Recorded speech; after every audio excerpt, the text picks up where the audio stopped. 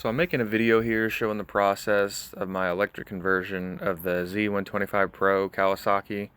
This was the 22 model. Been getting asked a lot of questions why somebody would want to do something like this.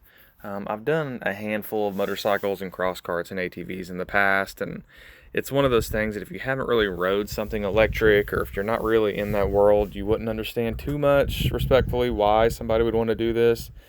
But this bike stock, they're about 9 horsepower. When I was done with it, I was tapping 65, 70 horsepower.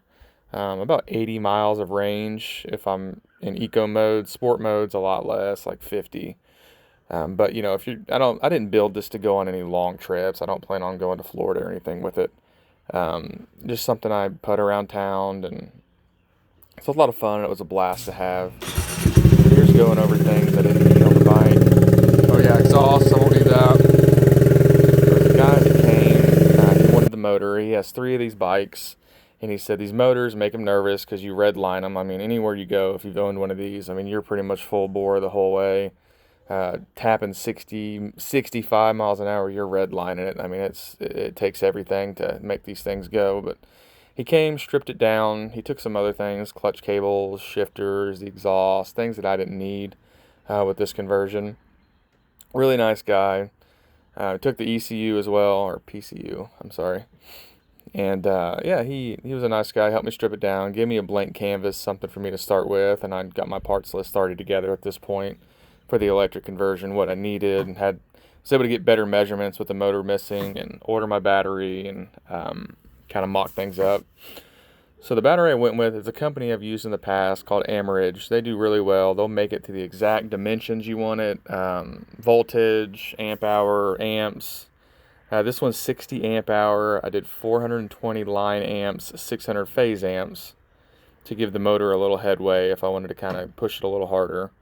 The motor is a QS260 12 kilowatt hub motor, and these QS motors are very conservatively rated. I'm giving this a lot more power than it calls for. As long as you're kind of knowledgeable and you watch your temperatures and make sure you're not going to overheat, there's not really much of a problem. So I extended this swing arm before I got the motor. Reason being, these hub motors have a stem, you can see there, that goes completely through the motor. You can't take it out easily. So with the extension, I was able to just CNC. I made them a little bit bigger because that stem's a lot thicker than the Z125. And then you can just kind of plug those extensions into the swing arm. It's a lot easier than trying to cut the original swing arm and make it fit that way. So got that mounted up. I had to modify some things. Like I said, the extensions weren't thick enough. I had to modify the brake caliper. One of the hardest parts, I think, of this whole conversion was getting that tire on that rim. These hub motors are heavy, and they're very awkward. And like I said, the stem doesn't come out, so I had to build a platform so I could do the knees, you know, walk around it. A lot of Dawn dish soap, but it did get on there, obviously, and it was definitely a process. So here's me mounting up the battery. Like I said, I had it already measured up, and they built it to the measurements I told them, and I knew where I wanted to put it, but just getting it level and everything was very important. Making sure the weight distribution's in the center of the bike, more towards the front. Kind of figuring out where I was going to put my controller, mounted on top of it. You want this stuff to be kind of in an airflow situation, so it's not just absorbing heat and doing the oven effect. So I put it up front, like I said, under this. And that's the reason I went with the hub motor as well, so I had more room for a battery. With this battery, I'm getting about 80 miles of range if I'm just kind of being conservative. Here's my mock-up. I built a tray out of angle iron, set the battery in there. I left all the wrap on it so I wouldn't damage anything any more than I had to, scratching stuff. Welded everything to the frame. This is where it was just kind of tacked. Here it was once I painted it. Got the battery in there. I kind of, the fairings are just sitting there mocked up just to kind of see. I wanted to know how much it was going to hide the battery and what was going to stand out still. And I wanted to make sure that controller got plenty of airflow because they do get a little warm. Here's a test run. And I mocked it all up, hooked everything up before I put it all in the bike, making sure that everything was going to work the way I wanted it to.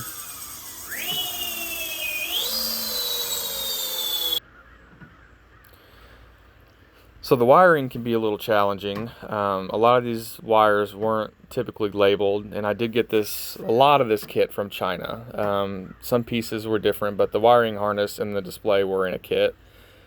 They don't wake up till, I'm in Knoxville, Tennessee, so about 9:30 is when they come online. So a lot of times there were some late nights with China trying to figure out, what's what, how do I program this. But like I said, I've done probably 5 or 6 of these, so it is beginning to become less of a bear, I guess you'd say. It does seem a little bit more of a smooth process getting this done. But the display I used on this one's a little bit different than I've used in the past. This display will actually tell me, kind of like your car will, how many miles till empty. The old displays just kind of told you your voltage, and you had a little battery bar. You have 8 bars, 7 bars, kind of give you that kind of idea.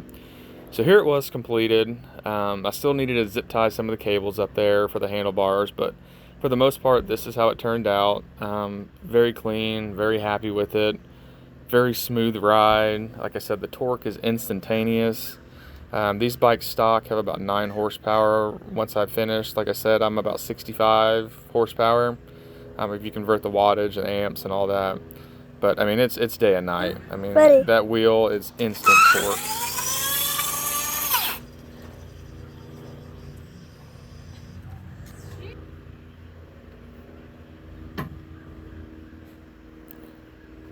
Here's a quick video, just kind of showing a ride along. So this is a little walk around, I recorded over this because as an initial video, it was showing you guys going through the settings and stuff like that as far as the specs, and I already did that at the beginning of this video, so I figured I'd kind of voice over this one. I'm going to do a couple quick ride-alongs here, just kind of showing you guys the torque, and this is once I had everything pretty fine-tuned. It's a never-ending process. I'm sure that I'll always want to change things and different torque settings, but I had to. There's a setting where you can change the percentage of power you give it per RPM. So in the beginning, I had to mock it or kind of dial it down, because when you were taking off, it would want to break traction.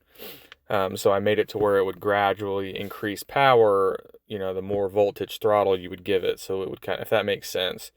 So the power comes as you're already picking up speed.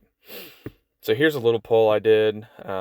This is the 20 mile an hour speed zone.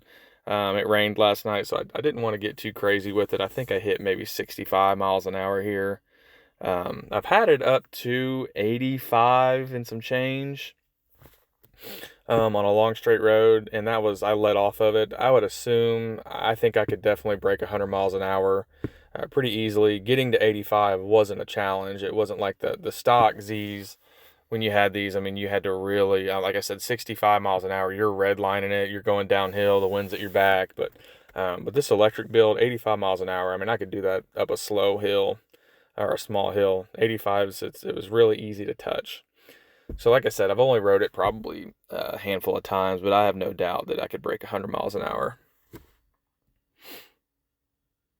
The thing about these, though, that is kind of scary, and one thing it's a bittersweet kind of situation, is they are dead silent. I mean, you hear a very high frequency pitch coming from the motor, but once you're going down the road, you just hear the tires on the road.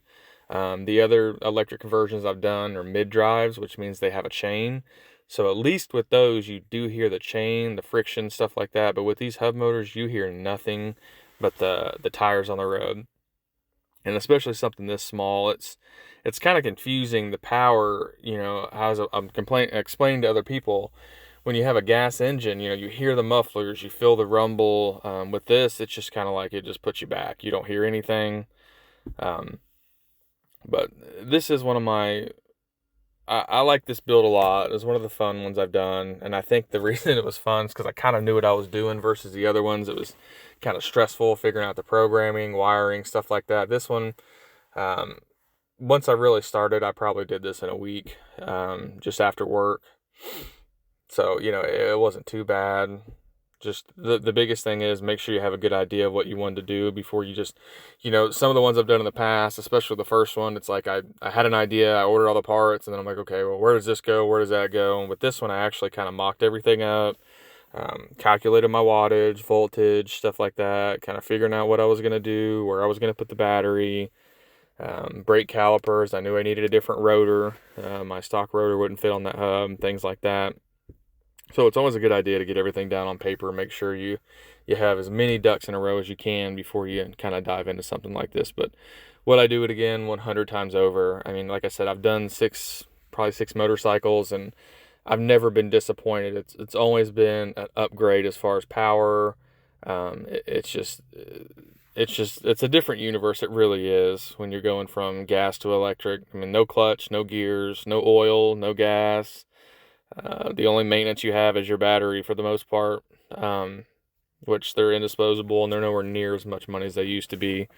I think I had probably $2,200 total in this build, not including the bike. So I'd say 35 probably with the bike and everything.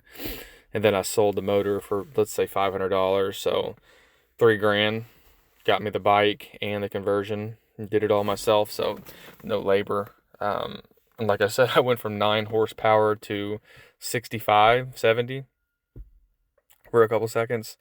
So definitely worth it. Like I said, if anybody has any questions, feel free to reach out. And like I said, I know enough to be dangerous. I'm far from a professional at this, but I'll do the best I can to help anybody. And like I said, stay safe. You got to do this thing right, or you can't have issues. Motor can overheat. You can stress the cells, cause a fire. I know that's one of the big fears everybody has, is the battery exploding. As long as you operate within the means and parameters of the battery and the cells, there shouldn't be an issue. Always watch your temperatures. Like I said, I'm giving this motor a lot more power than it's rated for. As long as you set up safety precautions and like I said, watch your temperatures on your motor and don't let anything overheat, it's normally not an issue. It's these guys that just throw these things together and they put cells in there and they try to pull more amperage than the cells are worth, and that's when you get thermal runaway and cause those fires that you can't put out unless you have a special extinguisher. Most of the time you just have to kind of let them burn until they're done. But yeah, like I said, you just got to be smart. You got to be knowledgeable, have an idea of battery chemistry and voltage and amps and line amps, phase amps, stuff like that. And as long as you have a mild knowledge base about that, you shouldn't have any issues. Like I said, if you guys have any questions, feel free to mention in the comments and I'll let you know. Thanks for watching.